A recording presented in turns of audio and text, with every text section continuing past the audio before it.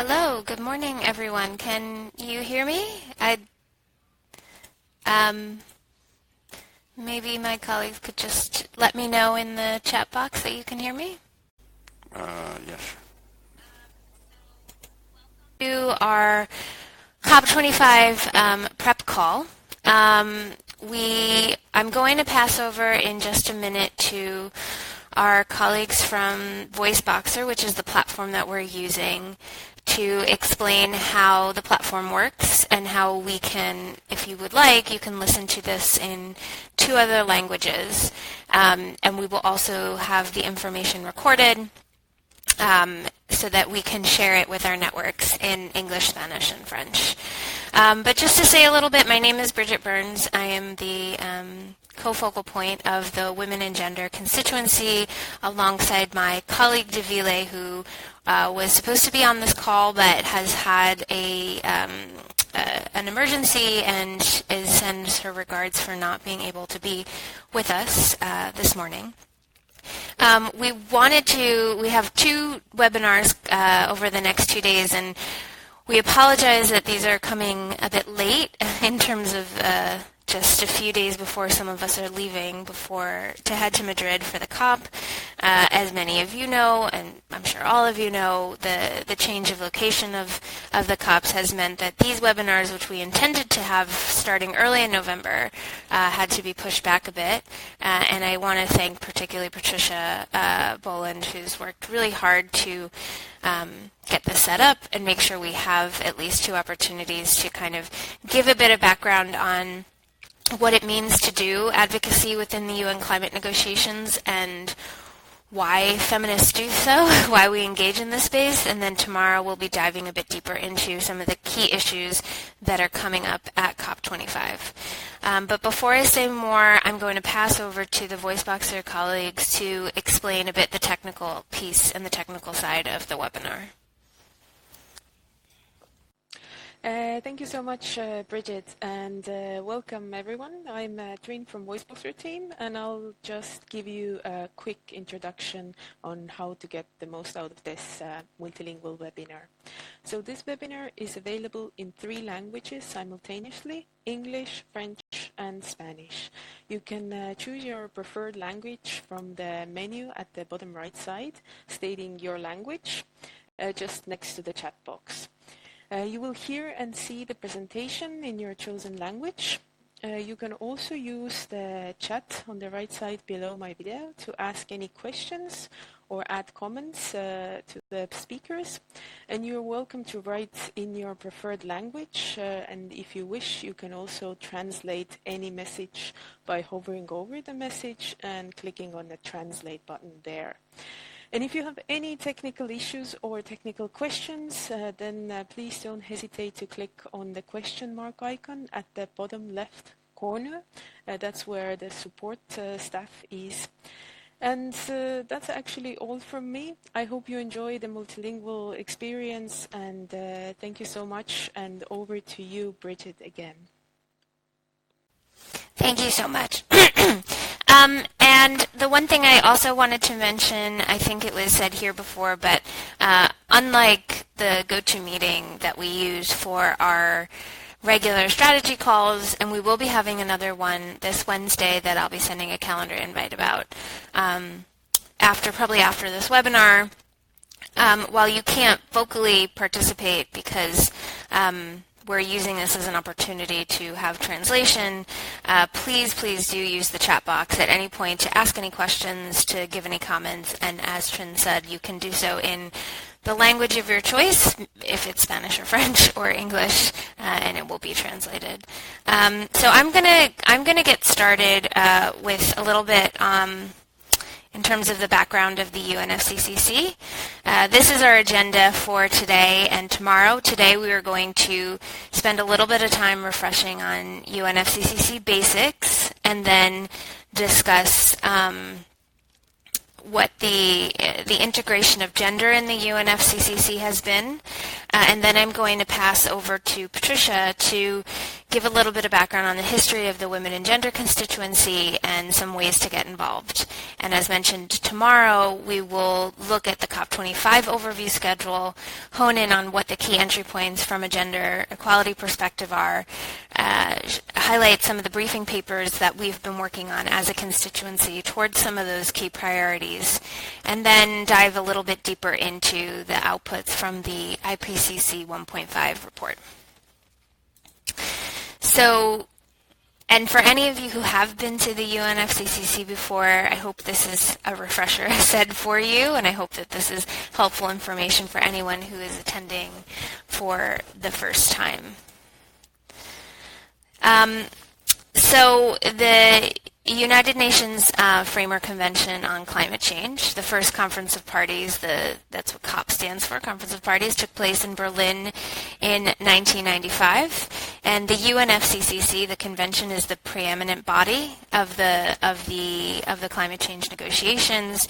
It's what set out some of the key principles and key articles of understanding what global solidarity and action on climate change would look like, and what some of the key goals are, which is to reversing and halting anthropogenic climate change, and climate change that is destructive towards our planet. And so I think that's important because the set of principles and the objective and the goal of what the countries who signed on to the UNFCCC, and that's 197 countries, that holds true. And the things that have come out since then, such as the Kyoto Protocol and the Paris Agreement, are really the mechanisms to try to advance those goals and reach those goals. But countries are still bound by the goals that they originally set out in 1995 under the UNFCCC. We've had two additional protocols, or mechanisms, if you will, that have tried to reach that goal. One was the Kyoto Protocol, which has had two commitment periods. It's still under its second commitment period. The first one from 2008 to 2012, and the second one from 2013 to 2020. And the Kyoto Protocol really it speaks to an ideology of what climate action looked like, or how climate action was viewed when these mechanisms were first put together, which was very much from the key principle of common but differentiated responsibility.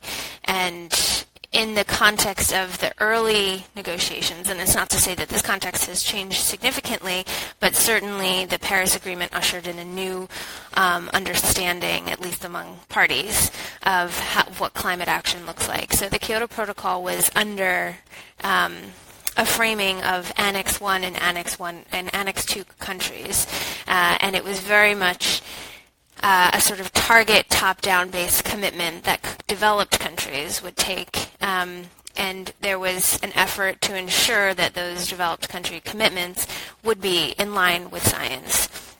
And many of you will know the stories of what happened in terms of the negotiating of the Kyoto Protocol, and then the unfortunate very similar situation that happened where the U.S. was part of the adoption of the Kyoto Protocol, but then there was a change in parties, a change in presidencies and administrations in the United States, and it was never ratified.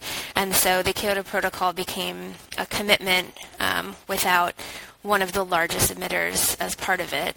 And there was also a sense that the U.S. wouldn't be in the next years, where there was a decision to move towards a new protocol, that it wouldn't accept being part of that Annex 1, Annex 2 ideology anymore, that there needed to be, at least, again, from a party's perspective, a convention that would bind all parties to taking action on climate change.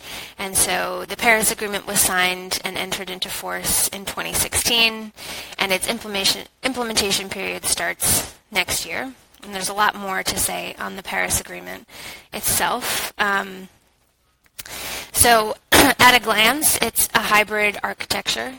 It's a bottom-up approach as opposed to what I said before of the Kyoto Protocol, which is really looking at the science, trying to determine what is a viable commitment that will keep us towards a goal of reducing emissions that a country should take. And so it has a bottom-up approach in terms of allowing countries to make voluntary national contributions. And it also, as I said, shifts because it's not just asking developed countries to make these commitments, it's asking all countries to make these commitments. There is a common internal framework with top-down elements. So and this is what you'll see is actually under significant negotiation in terms of the details of what these things look like now that the Paris Agreement has been adopted and ratified. And what has happened is this kind of framework for voluntary contributions. There needs to be a whole system for how to assess those contributions, both globally, so what's the kind of overall average of how we're reducing emissions in the atmosphere, and also nationally. So how can governments themselves share what they're doing since it's voluntary? And so there's a whole range of reporting pieces that are set up. There's a whole discussion around how do you create common metrics and common timeframes to be able to calculate this at a quantitative level, at a global level. The Paris Agreement also set a temperature goal. So the temperature goal in the Paris Agreement was keeping the global average to well below 2 degrees, and a very strong win for many, many countries who fought for this. It also includes pursuing efforts to limit the increase to 1.5 degrees Celsius, which has been a push for many, many decades, actually, to understand where dangerous anthropogenic climate change, at what degree it's really impacting peoples and communities and ecosystems. And we know since then there's been a whole now report from the IPCC on what the real difference is between a 1.5 and a 2-degree world, and they are incredibly stark differences. As mentioned before, the foundation of the Paris Agreement is a structure that every party will determine the national level, so-called nationally determined contributions, and it involves every country in making climate action or in undertaking climate action.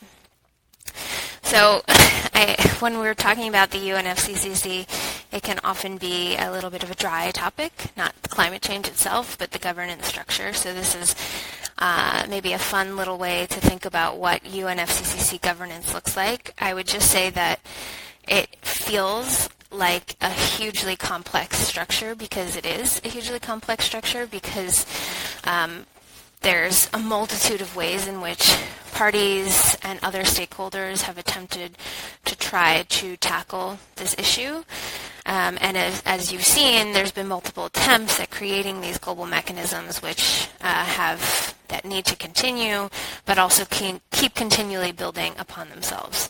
So the supreme bodies of the UNFCCC, I would say, the kind of, they hold where decisions are taken, and these are the spaces where final treaties and protocols and things will be decided upon. They are the COP, the CMA, and the CMP. And it's easy to think that the CMP refers to the Paris Agreement, for example, but the way that you remember these two acronyms is P is for protocol and A is for agreement. So the COP itself is the Conference of Parties of the convention. So it's all of the parties who have signed on to the UNFCCC, the convention, and it is the supreme body under which all decisions that made have to go through to become formal decisions of the UNFCCC. There's also the CMA, which is the Conference of Parties of the Meeting of Parties of the Paris Agreement.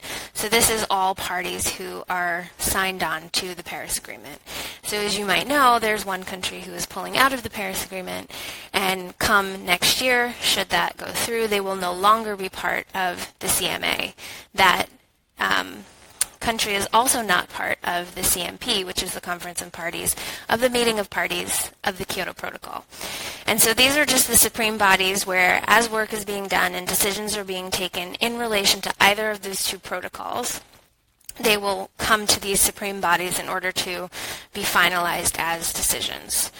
But the real work is actually happening in the subsidiary bodies And the subsidiary bodies can either be permanent. There's two permanent bodies, which I would often call the workhorses of the UNFCCC. And then there are sometimes temporary bodies that do temporary work. And you don't need to know all of this by heart, but it will become a bit confusing when you look at the multiple agendas of the negotiations that are upcoming, because you'll see agendas under the SBI, under the SBSTA, under the joint agenda items, and then you'll also see other items under each of these different supreme bodies, because each body has its own agenda that it needs to follow. So this is trying to help you understand at what level some decisions are taken. So any decision that's coming up under some of those supreme bodies that needs work done on it will be transferred to some of the subsidiary bodies. So the SBI is a subsidiary body on implementation, and the SBSTA is the subsidiary body on scientific and technological advice. And so if you think of something like the SBI, the Gender Work Program, the Lima Work Program on Gender is actually housed under the SBI. When you think about the information needed for implementation of climate actions, any work that needs to be done on those issues will happen under the SBI. And then similar for the SBSTA, for example, there's an agenda item on research and observation. So what are some of the issues that we need more information on? Or sometimes like setting up common timeframes and metrics, if they have a scientific or maybe technological aspect to them, then they will be work done under the SBSTA. And more what you're finding is agenda items that are joint agenda items of the SBI and the SBSTA. And then the APA is an example. There was an ad hoc work program that was set up to figure out what the Paris Agreement would look like, essentially. But that is no longer a body because the APA finished its work and the Paris Agreement has come into force. The other bodies listed here, you have constituted bodies, so the subsidiary bodies are the bodies that work during the sessions to create decisions. The constituted bodies are bodies that work on a different time scale, creating reports, follow-up, and research sometimes in the interim between the different meetings themselves in order to inform decisions taken at the intersessionals and the COPs. And they can include anything from the Adaptation Fund Board. There's a Paris Committee on Capacity Building, which looks at what capacity building issues come up from the Paris Agreement and how we could advance and solve some of this work. The LEG is the Least Developed Countries Expert Working Group, and they provide particular support and technical advice to least developed countries. There are also the funds and financial entities of the UNFCCC. So the main financial mechanism of the UN climate negotiations includes the Global Environment Facility, the Green Climate Fund, and the Adaptation Fund. And there was a big negotiation, an ongoing negotiation over the last years about the Adaptation Fund, which was directly related to the Kyoto Protocol, whether it would also serve the Paris Agreement, and it will serve the Paris Agreement. And then, of course, this big ball is representative of the member states and parties, which engage and drive the entire governance process. So there's maybe an easier way to explain some of these things. There's other charts that kind of show how they connect together, but you'll certainly hear these acronyms. You will hear people talking about these different issues, and trying to understand how they interlink and work together is really important to kind of getting a handle on the process itself. I'm not going to go through these in detail, but just to say that parties in the UNFCCC do not. Well, they do negotiate as countries themselves, but for the most part, they negotiate as country blocs and negotiating blocs. This is particularly true for the EU, who actually negotiates prior to coming to the UNFCCC on positions, and they do not negotiate as individual countries. They will only negotiate as the EU. The other countries, usually this is set up a little bit differently, but you have your G77 in China, the African Group of Negotiators. Your basic countries, Brazil, South Africa, India, China, don't necessarily negotiate as a bloc. Sometimes they will make a statement together in the beginning. That hasn't happened as much recently. LMDCs is like-minded developing countries, LDCs, AOSIS, which is, of course, Pacific Island states and other small island developing states in the Caribbean, as well as some African countries as well. Then you have ILAC, which is a group of Latin American states. ALBA is also a group of Latin American states. ILAC is Latin America and the Caribbean, excuse me. And then you have the Coalition of Rainforest Nations, the Arab group, and then the only three groups which are made up of developed countries, which is a point I wanted to get to, are the Umbrella Group, the EU, and the EIG, which is the Environmental Integrity Group. The Environmental Integrity Group includes countries like Switzerland, Korea, and Mexico. And then the Umbrella Group is made up of countries like the United States, Canada, New Zealand, Australia, and sometimes Japan. Sometimes other countries come in, but the important thing about the Umbrella Group is they do not negotiate as a bloc. They will make statements, perhaps on behalf of the Umbrella Group in the introductions, and they will often align themselves in positions, but each of those countries negotiates on behalf of their own country and not on behalf of the Umbrella Group. And then there are the absolutely critical non-party constituencies.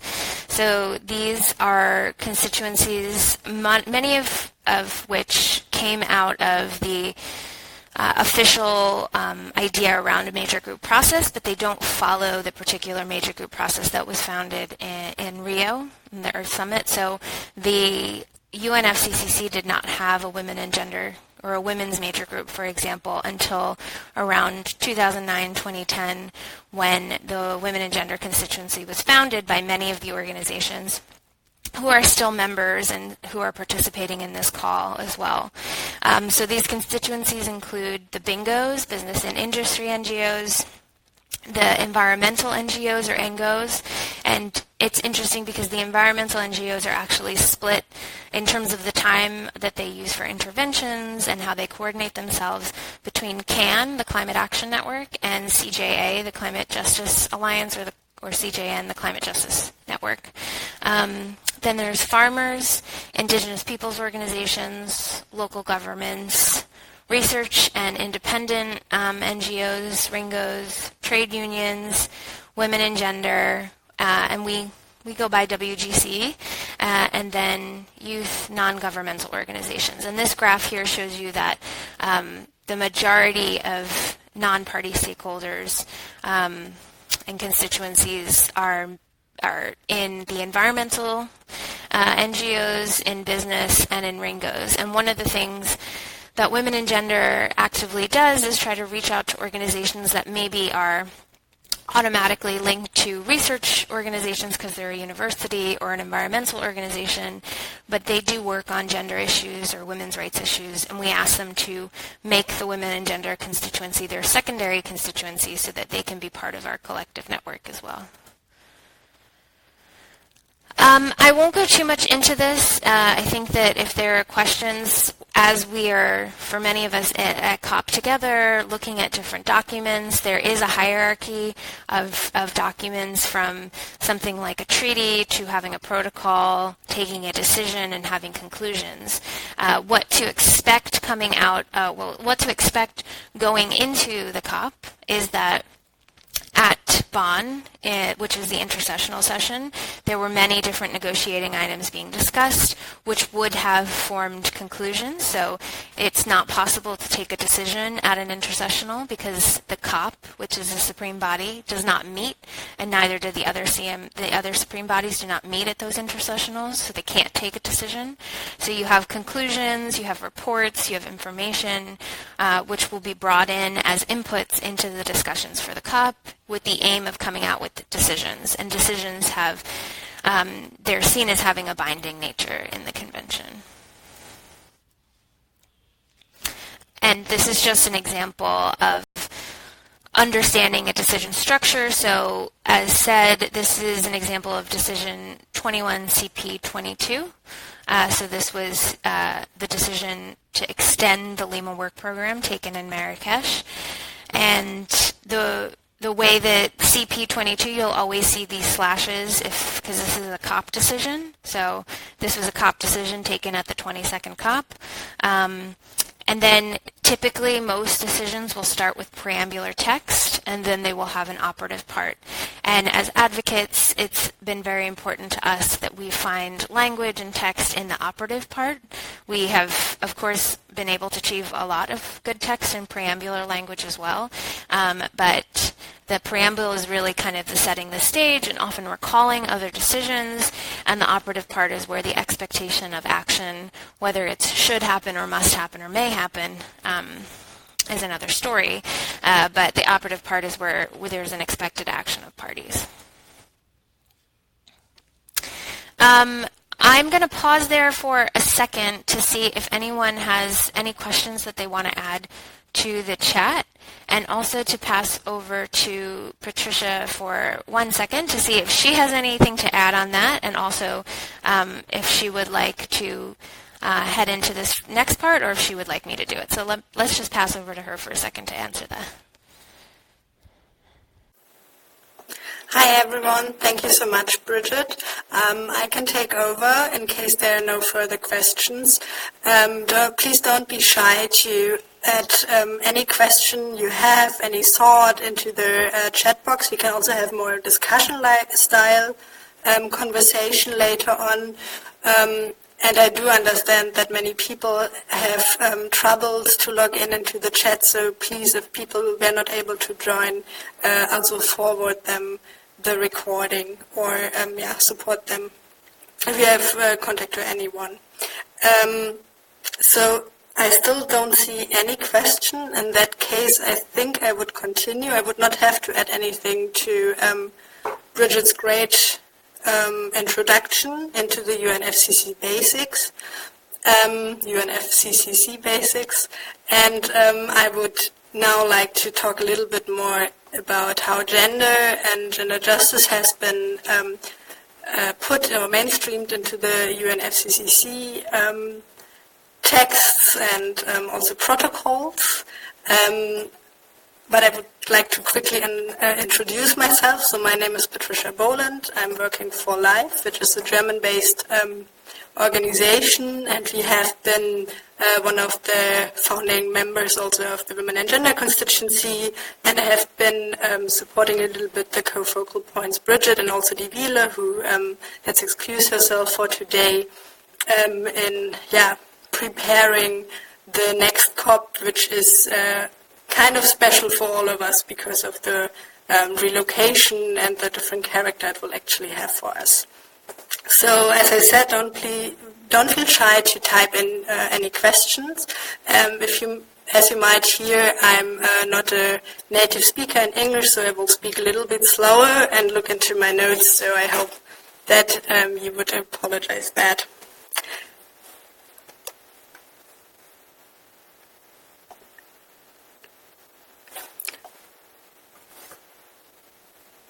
So, if you are looking into how gender was taken into account in the UNFCCC, you might look at different phases or stages actually.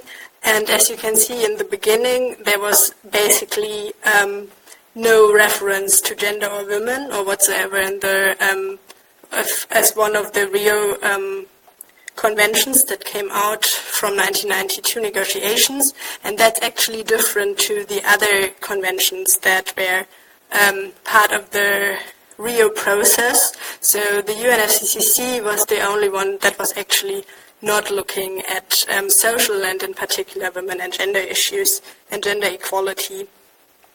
And then once the UNFCCC got ratified and the first conference of parties took place, this was also the character of the first conferences. There was very little involvement of women organizations in the UNFCCC process, and the negotiations really almost exclusively looked into reductions of emissions, technology, the transition of economies for climate change, combating climate change, and very little on any cross-cutting and social issues in particular.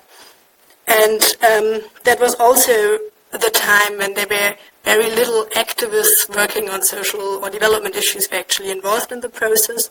And if they were involved, there was very little connections between, for example, first gender advocate forerunner, so to say, and the other groups, for example, in the Ango field that were looking also on development issues.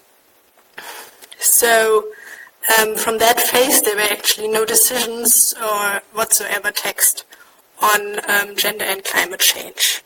But luckily, there was actually an involvement of this topic in the negotiations during the next phases. So from basically 2001 to 2006, there was a growing interest in development issues, and also, for example, in discussions about how to adapt and who actually are the stakeholders if you are looking at adaptation policies and whom to take into account in that regard.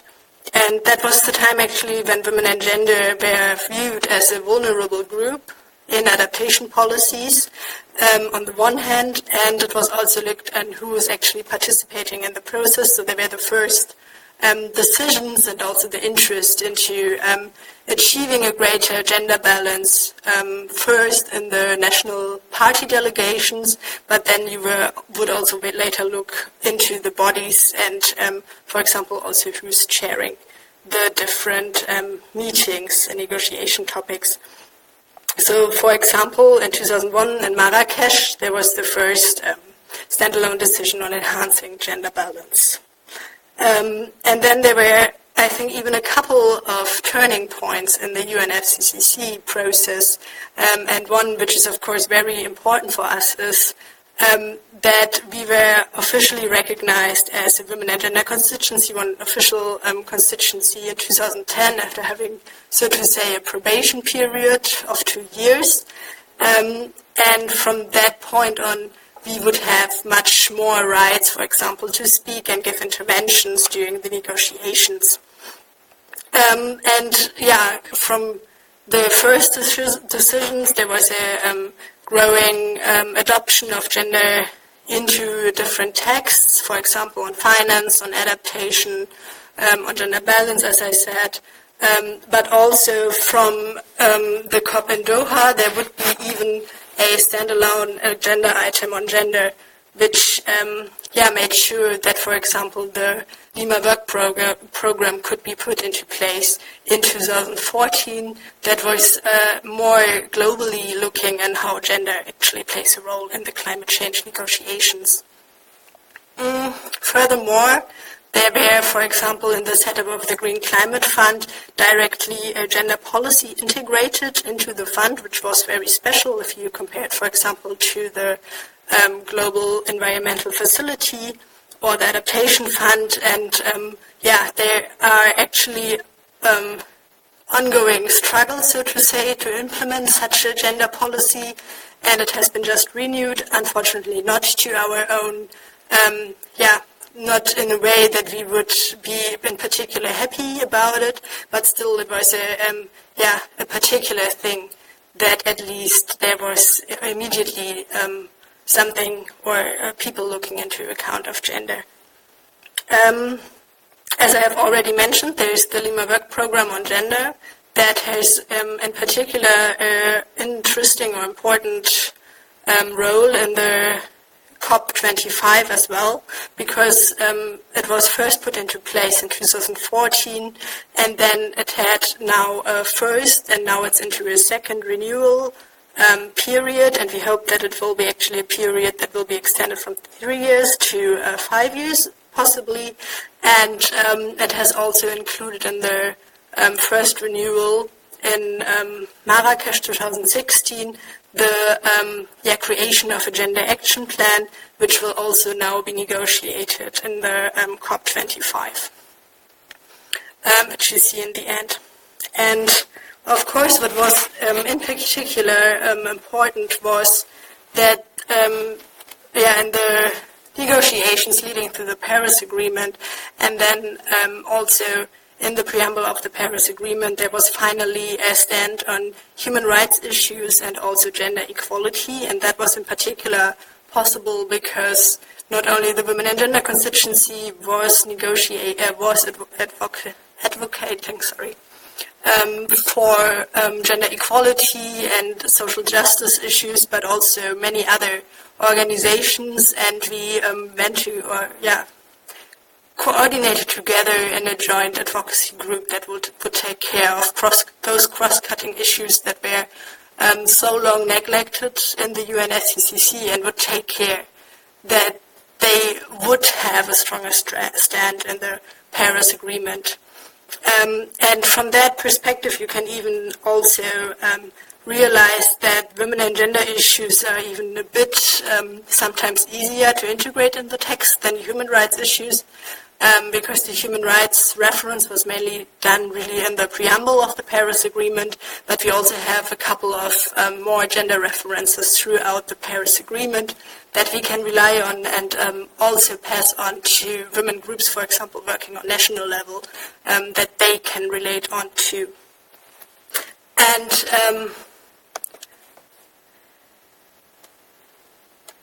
to look at another perspective on how gender evolved actually in the process, you can also have a look at the gender language that you can find in different documents. So as I said in the beginning, the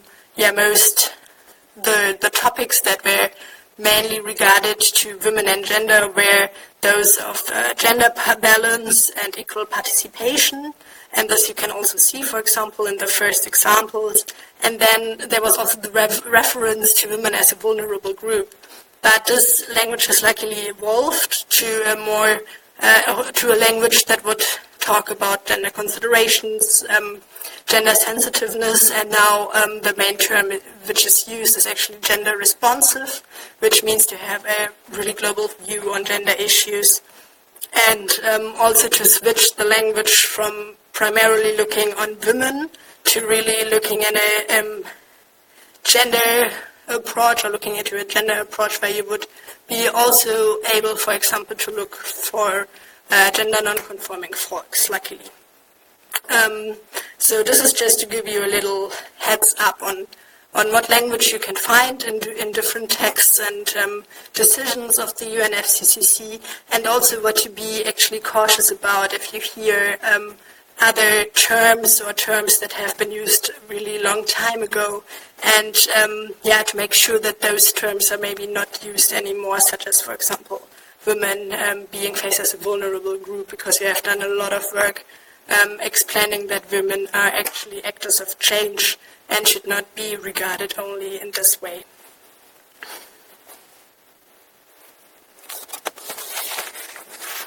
So it always takes for me a while to go into the next slides, but now here we are.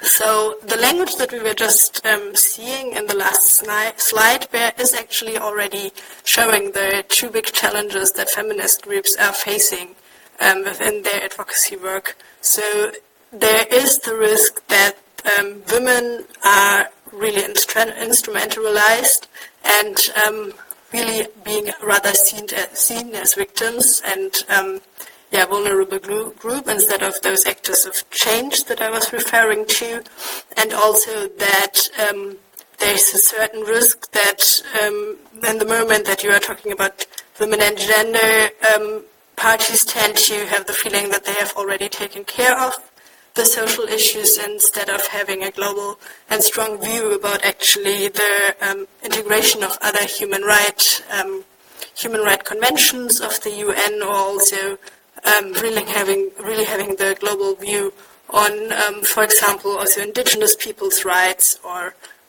also other topics that are not only referred to gender issues, such as, for example, just transition.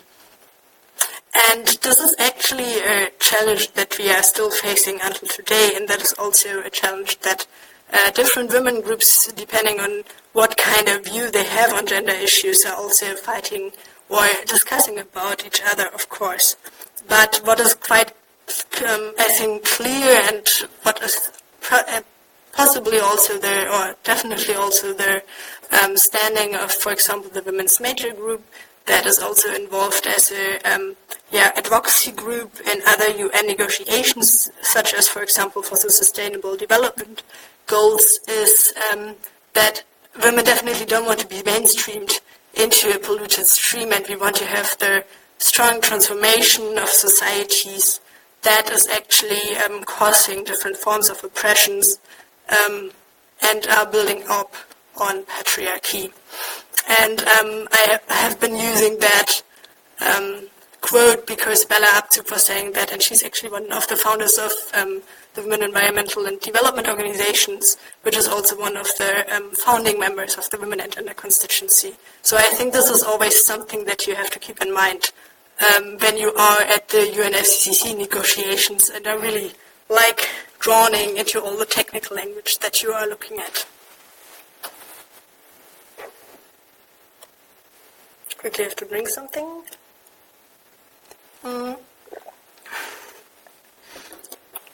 So actually to challenge those challenges that I have just mentioned, it means that we have to really join forces together and have a rather comprehensive political narrative that is challenging the world we live in, like the neoliberal agenda that we often see, is also how actually solutions to climate change are framed. For example, one particular issue that will be playing a very prominent role during the COP25 now in Madrid will be the discussion and negotiations on cooperative approaches, and what is behind that are market mechanisms that should solve the climate crisis, and we are rather critical about them because often they are used actually from industrialized and developed countries to offset their own responsibilities and rather reduce cheap emissions in developing countries instead of really looking at their own economic businesses or economic way of life and standard of life, and see how effectively emissions could be reduced actually in societies of those industrialized countries. What is also important for us is, of course, when we are looking into real changes, that in particular those voices of people that are not heard or are not able to participate is taken into account in the negotiations. So what you often see, for example, is that delegations from these developed countries and also their civil society is not as strongly represented as those of industrialized countries, and it's a major concern of the Women and Gender Constituency that we either support women or feminists from that areas of the world to be able to participate in the climate conferences, and not only participate but really make sure that their voices are heard, for example, on different panel discussions or in interviews that are given there, to make sure that the conversations that we hear there are slowly shifting.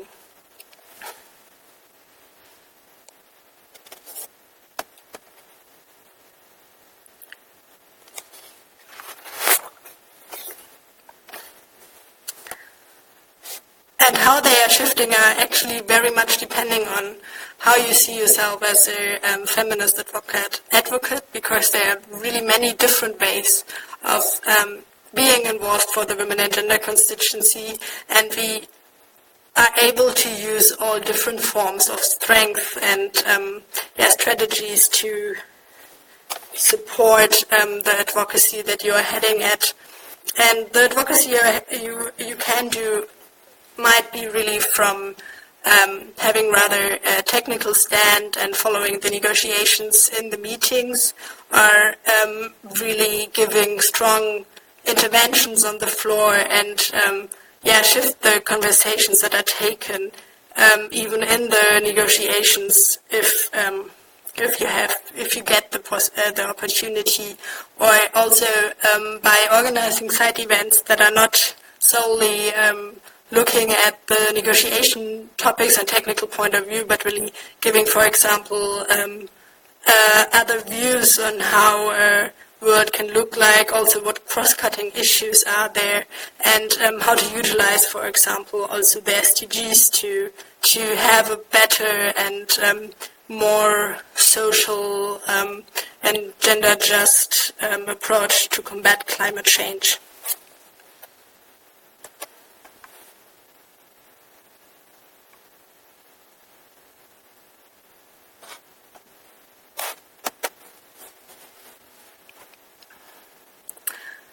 So if you are becoming actually part of the Women and Gender Constituency or other constituencies as well, I guess it's relevant that we are discussing and taking a step back to look what our goals are and what we actually want to achieve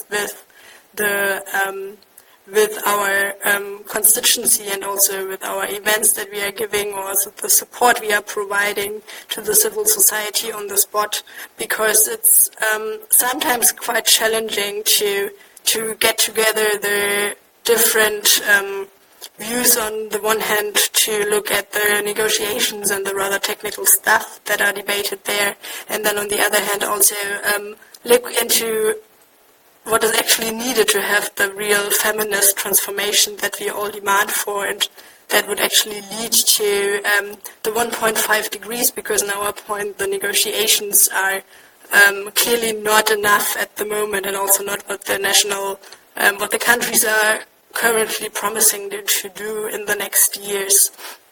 So basically, if you are looking at a powerful advocacy, then agreeing on a goal and having the joint narrative to tell is most important. And for this, we create actually our messages with the gender key demands that will be published latest in the beginning of next year. And we have, I think, bringing them out at least until the COP in Paris in 2015, and they are on the one hand looking on the technicalities that are taken into account of in the negotiations, but then on the other hand we are also having quite strong views of, for example, using money spent in military and war, and shift that actually to climate change mitigation strategies and the transformation of our societies.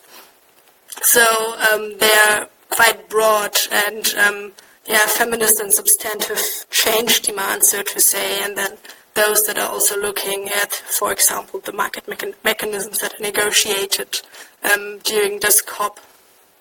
But what is of course important if you are shaping your messages and if you are looking at what you would like to achieve, is to see whom you're actually talking about, and there are quite many audiences that you need or would like to address, because they are on the one hand the feminist and women groups that are not necessarily involved on the international level but are actually doing the hard work and real changes on the national or even local level. But then, of course, there are also the negotiators that are rather looking for less general and strong demands and really want to have the really neaty details on how the negotiation text should look like.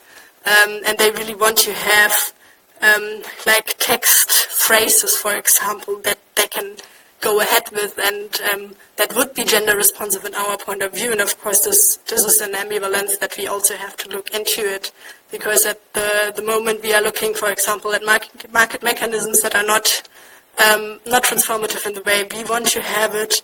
It is difficult to actually really get those two sides together in our key demands, or in the demands that we are looking for and want to see as a transformational shift of the negotiations as well. But nevertheless, all those strategies are important and have to take up to be effective on different levels.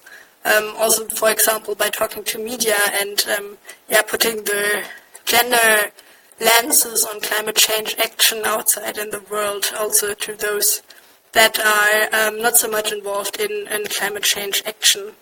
So, what is very important is to be able to, on the one hand, do the networking with governments, also in between the sessions, of course, and then prepare those technical documents that I was talking about, but also to do research on specific topics or get collaborate with research institutions to have the basis of arguments that you would like to put forward in order to make sense of your negotiation text and of your demands that you have, because often people want to see those data and basis of your arguments before they would actually see the relevance of gender issues.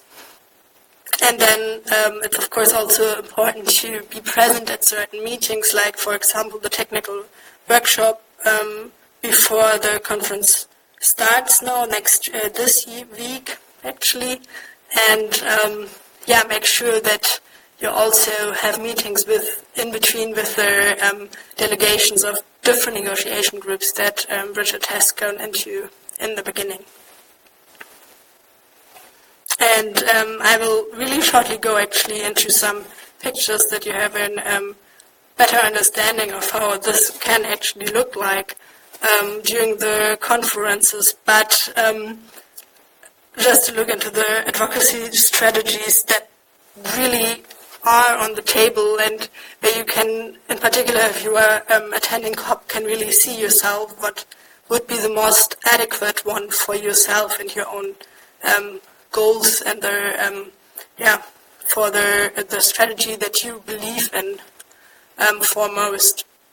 So as I said, in particular in running up to the Paris Agreement and also now before the Katowice package was approved was a very strong and effective advocacy strategy for the Women and Gender Constituency was to really create, to collaborate with allies that are working on similar topics and on human rights and other social and cross-cutting issues, and very powerfully mention all those issues together when you are speaking to delegations or when you are creating texts to be very clear about what kind of shift or transformation you would actually like to see. And then, of course, it's also very important once the negotiations start to be really in the right place at the right time. So you have to follow up new negotiation texts and check if the language that you would like to see is still included or if there's any reason that it has been actually cut off. And then you just have to be there and mention it again to the negotiators before they go into the next session and tell them that they really have to have a look on that and make sure that it's included again. Of course, it's also important to have a very well social media or in general also for print media strategy to make sure that it's not only, your demands are not only staying within the negotiations but really are also spread and disseminated outside of this UNFCCC bubble to make people know about the relevance of feminist demands and also make yourself visible, because otherwise it's just a very limited space where you can actually be and work effectively. What is also very important is that you organize different events to present yourself and also the ways you would actually like to have the great transformation being visible or showcased, and one of that are, for example, for us, the Women and the Gender Just Climate Solutions award ceremony that is taking place every year now, and it's already the 5th year that we are actually awarding those prizes in 3 different categories. So one is the technical, non-technical, and also transformative category. And we are using that to actually showcasing often local but very effective projects, for example, of women that have changed property and land rights to have better access to land, and also to have community energy systems implemented and many more. And this is actually our way of showing on how we should actually talk about climate solutions and how to get forward then implementing the Paris Agreement. And what is very important, and it's not enough to mention it once in a while, but you actually have to mention it basically every day, in particular when you're at the COP, is that you should never give up, but you should always know when to take a break, and also make sure that you are taking care of yourself and taking the breaks you need, and also taking care of others and how they are doing during the negotiations and how they are feeling actually. I think that's actually the major strategy to survive those negotiations.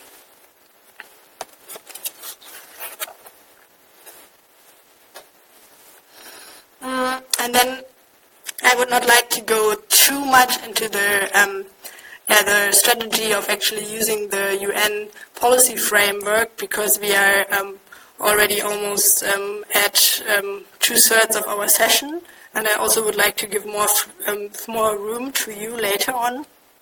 But what is really important is definitely in the UN space to also know other policy framework of human rights, gender and women, indigenous people's rights, and so on, and really make use of them when you are in the negotiations, because what is true is that often parties tend not to agree or tend to say that a certain topic is not of their own concern, in particular in the climate change negotiations. But then if you are looking, for example, into the different other declarations that are existing on human rights and other social rights, you actually see that, for example, access to information is of course an agreed right, and it also refers to environmental conventions, for example, or also if you are looking at the CEDAW conventions, it's clear that, of course, also in the UNFCCC, all kind of discriminations against women have to be eliminated, and this has to be taken into account also in other UN conventions, as parties have already agreed with those conventions. So it's actually a very strong point that you can use to make your issues come through, and also to actually trying to say that your demand is actually not that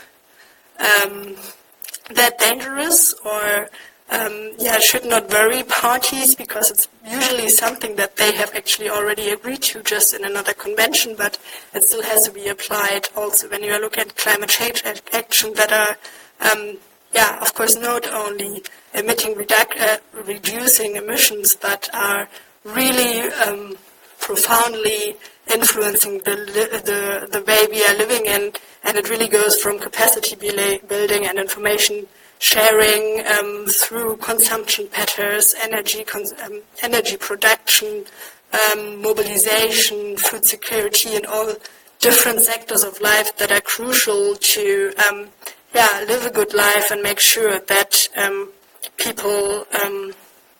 people's human rights are actually preserved and fought against violations.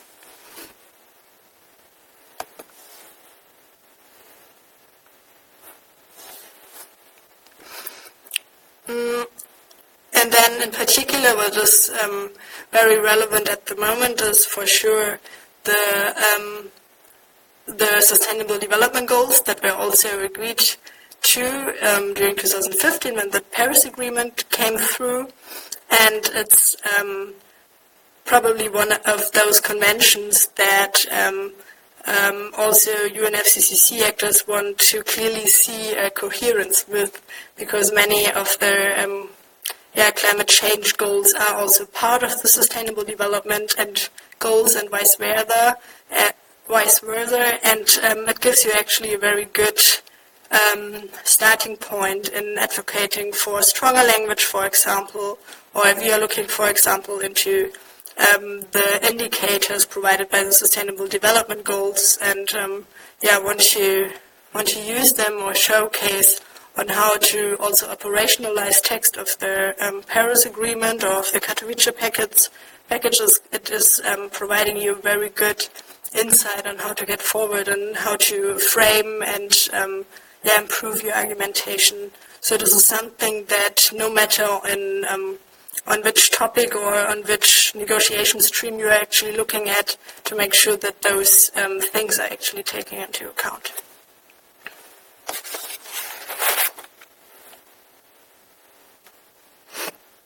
And now to actually putting a bit more flesh on what I was just saying is to really showcase you the few pictures on what we're actually doing with the constituency and how the feminists are working in the UNFCCC space. And what you are just seeing, for example, dimensions of the floor and our two co-focal points from the Global North and from the Global South. So Bridget, who has just spoken, and also Divile, who's giving there an intervention. And these are the more technical parts of the negotiations, of course, but they are only a little part if you are looking at what else is actually going on. Because the advocacy of us can also mean that we are collaborating, for example, with parties that are, our kind allies, so to say, as for example the government of Finland was one of the governments that was supporting, for example, the Women's Delegates Funds that are supporting women and delegations from least developed countries and strengthening their their negotiation skills and making sure that they are actually part of different delegations. And this was very powerful in actually implementing the gender balanced participation in delegations. In addition, there's also a Gender Day taking place during the COPs already for a couple of years now, and it actually makes sure that gender and women issues are taken into account also from a broader audience, not only from those that are anyway working on the topic, because it's not only the events that are organized that day, but it's also the entire picture that is giving through big events, or for example to putting the exhibitions that we have on the Gender Just Climate Solutions in very central spaces of the conferences, to make sure that many people are actually passing by and see and get a feeling on how gender in climate action can look like, and how we are actually working not only during the conferences but also on the ground.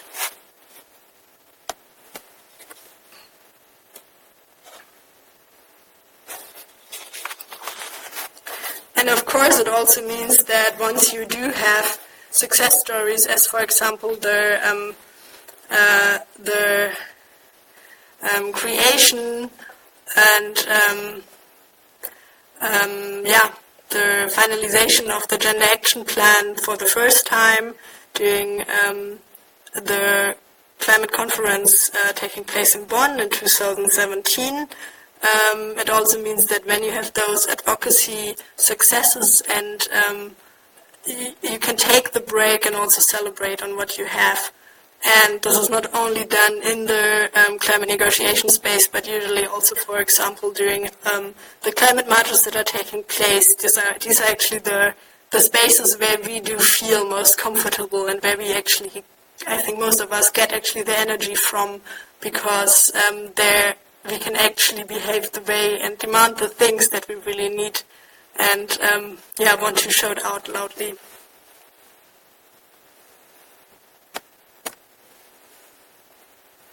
And then what is also, of course, very important, that once you are not being able to celebrate, but having rather hard times and have to stand, for example, the negotiations on market mechanisms, it is important to just keep smiling and getting through those times altogether, and not being desperate, or at least being desperate together, and make sure that everyone is actually still feeling well during those rather tough times.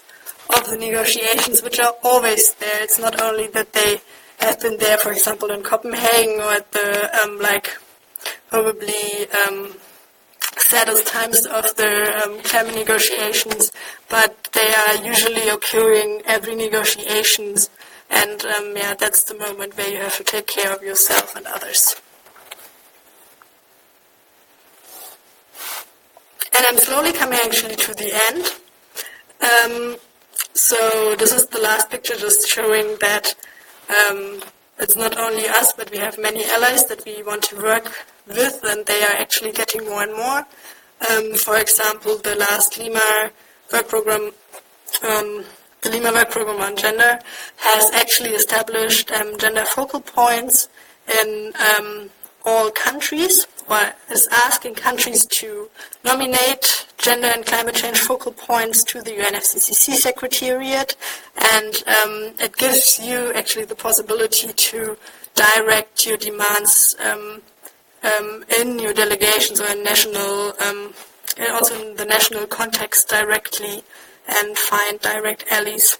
Unfortunately, I think just a little bit above 50 countries have so far managed to nominate those contact points, but we will definitely push for more during the upcoming negotiations. And then, of course, the UNFCCC Secretariat also not have had a gender focal point themselves for a long time, which has luckily changed already some time ago, and this gives you a very strong anchor point to address your demands, and also make sure that you have someone to link with in the Secretariat. And then the other thing that I've already mentioned in the picture of with the Finnish government was that the Women Delegates Fund, of course, gave us the opportunity to coordinate, or at least get in touch with women in least developed countries that are being part of the national delegations, to contact them and actually also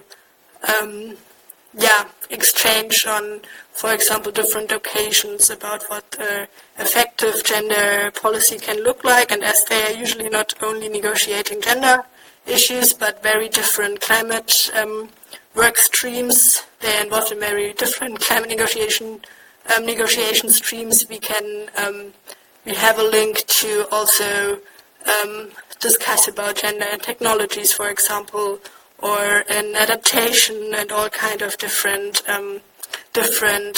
ways. And it's always important to have those national allies, because they might connect you to the next one or to another topic as well. So, this is something that you should always look at. So, if you are actually yourself at COP and you want to get involved with the feminists being there on the spot, and also the Women and Gender Constituency, which is the formal gathering of feminists in the UNFCCC space, so to say, because this is the officially recognized observer group. There are different ways, and one of the first one, and most important probably, to keep up with all the information that are provided is to join the listservs that we have. If you are, for example, a women or gender NGO, then we have the advocacy list that you can be joining, and you get most of the information that is shared. Or on the other hand, we have also our caucus list that makes sure that people, also delegations, for example, being interested in gender and feminist topic in the climate change arena, can also follow up on our issues and demands. We will also organize actually 2 advocacy trainings during the before the conference. One time on the Sunday now, upcoming Sunday, the 1st December, and then another time on the 8th December for all those that might only be able to join the COP in the second week.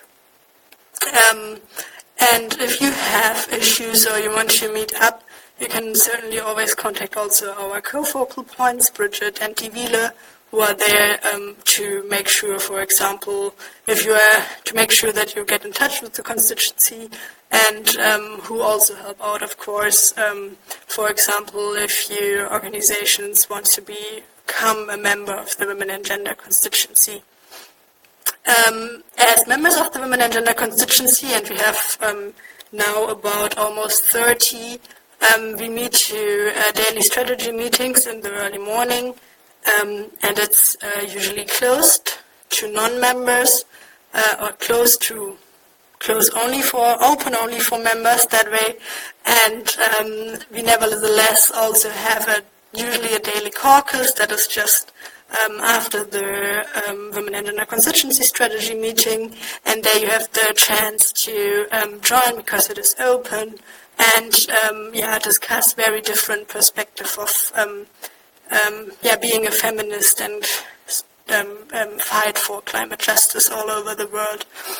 So soon there will be actually a more detailed program that you can have a look in, but always feel welcome to join the Daily Women's Caucus, of course. So with that, I'm actually closing my part, and I think it would be great if I could hand over for Bridget in case you would actually like to add on what I have just said, and also see if there are any questions coming up. Thank you so much, Patricia, for that extremely helpful overview of both the history of gender, the Women and Gender Constituency, and why we engage as feminists and activists in this space. So we had a couple of questions come through.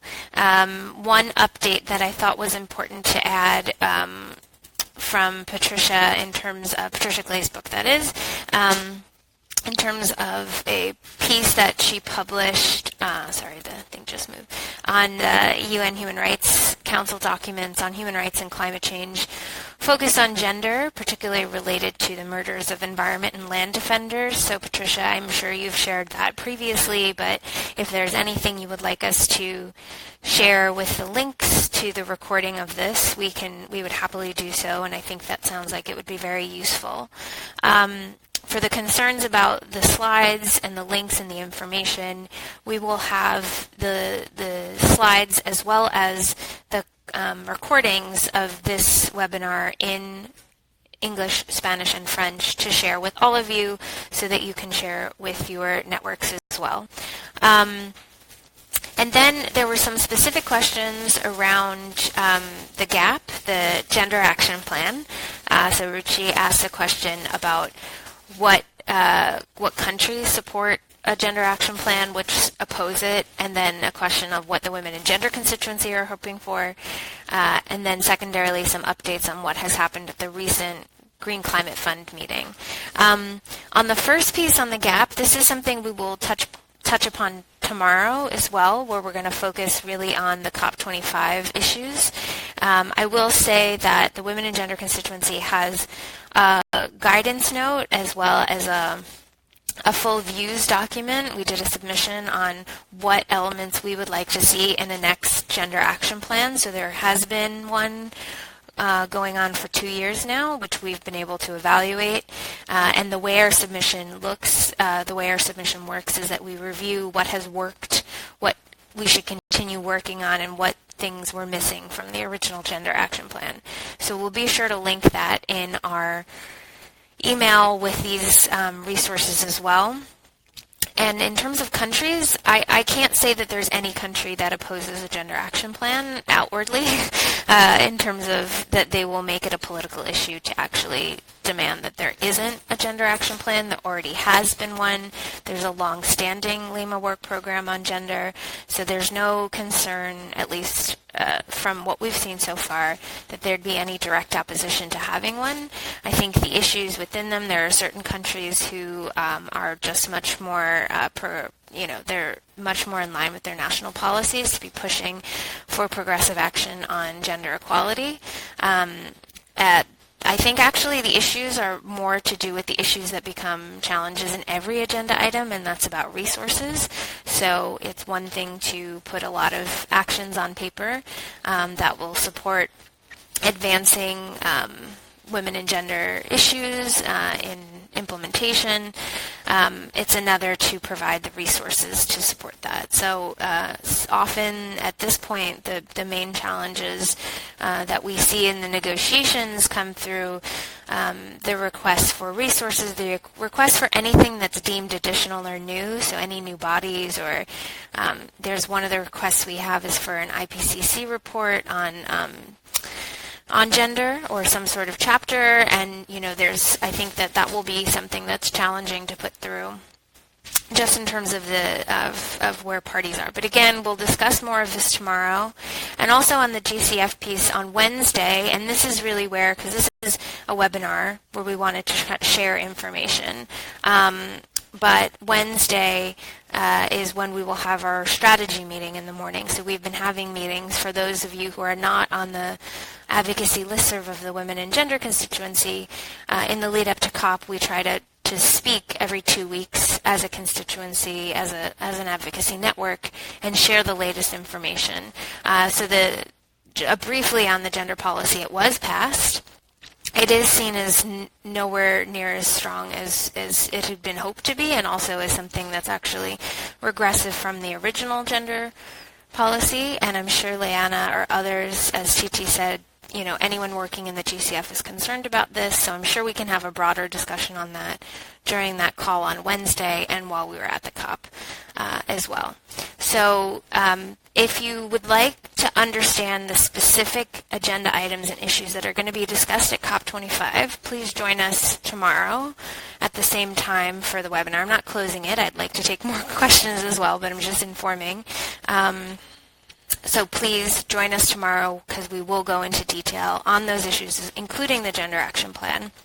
And if you would like to discuss things more strategically in an open forum where you will be able to speak and share your views, and I'm sorry that you're not able to do that on this, but we will have our kind of regular go-to meeting, strategy meeting, on Wednesday. Unfortunately, we do not have translation capacity for those meetings, so that's why we've chosen to do this for the webinars. And there was a question on grassroots women stand and advocacy issues at climate change since they're most affected.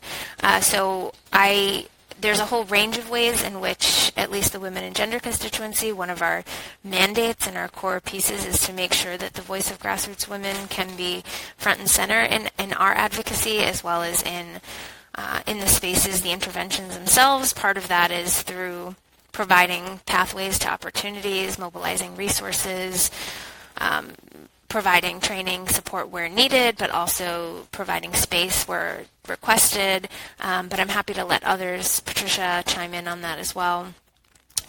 And then she's also started to answer some of the questions about the advocacy training. But again, I will say, as this is a webinar piece, if there's any kind of logistical pieces or things that you want updates on about registration and things like that, we will discuss all of those things on our call Wednesday morning. Patricia, why don't I pass back to you?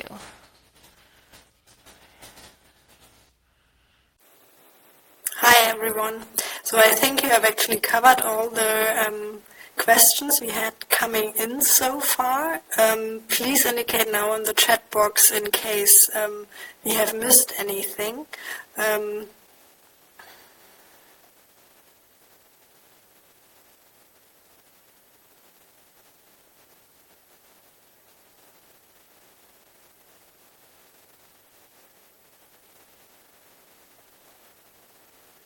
I think you also replied on the one from Fredrika on the grassroots women being involved in the advocacy. Maybe I would just like to, as not being the co-focal point of the constituency, but just one of the members, I would really encourage you to really bring up your advocacy points during the strategy meeting that we will have after the capacity training, also on the 1st and 8th of December, because Sorry, I'm just reading the chat in parallel. Because it really depends on what topics are brought up in the advocacy and during the strategy meetings, and on how we can follow up on it as an advocacy group. And we are really open to, for example, during the caucus meetings, to also have thematic days. For example, if we are starting to discuss a topic that we have not looked into before. I know that there was, for example, the wish to have one thematic caucus on women with disabilities, which is a topic that we have definitely already looked into, but obviously not being able to maybe follow up on it as intensively as it is actually worth to look at. So there are always topics that are that can be brought up new, or where we can also add a new perspective on it, and I would really like to encourage you to do that. And also, if you have the chance actually to participate at the conference now during the next 2 weeks, and you have good contacts, of course, to your national and local groups, to always make sure that they are involved and get in touch with the negotiations, and also know how to utilize actually the Paris Agreement, also the different documents, or for example also financial instruments that are existing, because often it's of course one question, for example, for the GCF on how to actually access funds or be able to access funds, but then on the other hand it's often also the information that is lacking, because people that are not so much involved in the international sphere are just missing certain access to be able actually to instrumentalize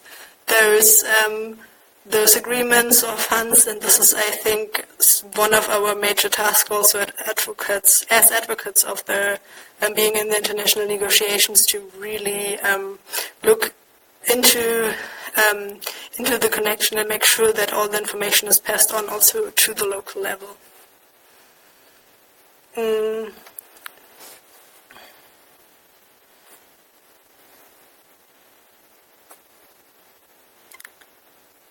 So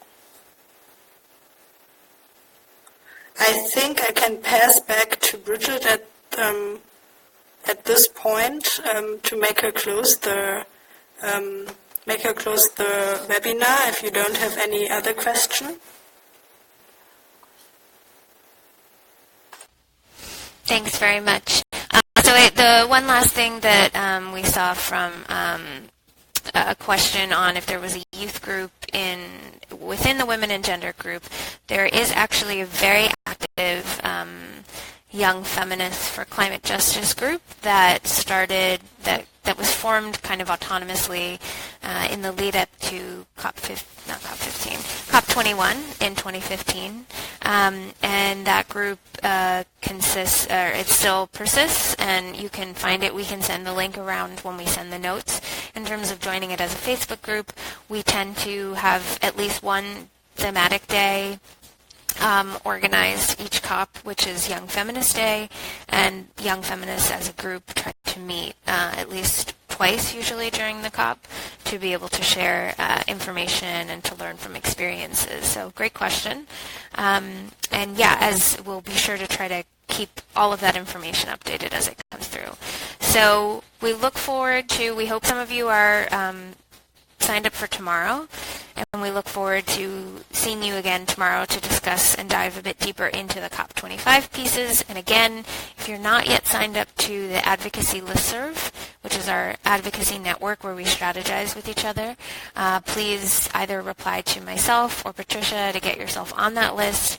We will have a strategy meeting on Wednesday morning, again, where we'll be able to discuss some of these pieces in details. And as Patricia just said, please make sure you have registered for both of the webinars. They're different registration links.